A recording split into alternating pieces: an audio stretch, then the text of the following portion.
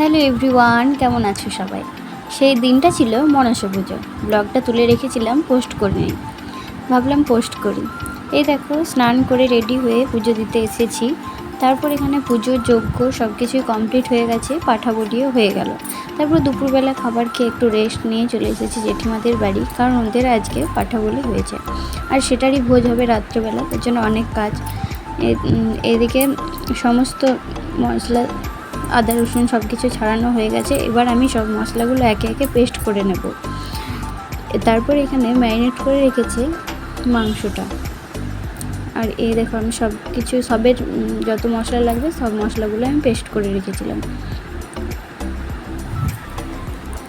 তারপর একটা বাটির মধ্যে পোস্ত ভিজিয়ে দিয়েছি, আর আমি করেছিলাম আলু পোস্তটা।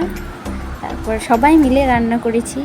জেঠিমা করেছে, কাকিমা করেছে কুমড়ো, আর মাংসটা তো সবাই মিলে করেছিলাম।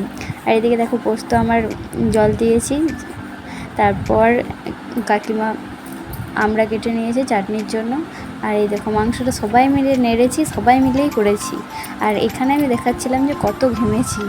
তারপর এই দেখো, পাকা বুড়ি নিজের মনে খেলছে। তারপরে আবার রাত্রেবেলা শাড়ি পরে রেডি হয়ে গেছি। তারপর দেখো, ফাইনাল পোস্ত, কুমড়ো সবজি আর মাংস। দিদি জেঠিমা মাংস দিচ্ছে, দিদি ভাত দিচ্ছে। তারপর আমরা একটু মজা করছিলাম সবাই মিলে, আর আমিও দিচ্ছিলাম, সেটা আমার একটা যা তুলে রেখেছে। আমি বারণ করছিলাম, তাও তুলেছে। আর অনেক অনেক মজা করেছিলাম। ফ্যামিলিতে কোনো কিছু অনুষ্ঠান হলে আমরা সবাই অনেক মজা করি, সবাই একসাথে।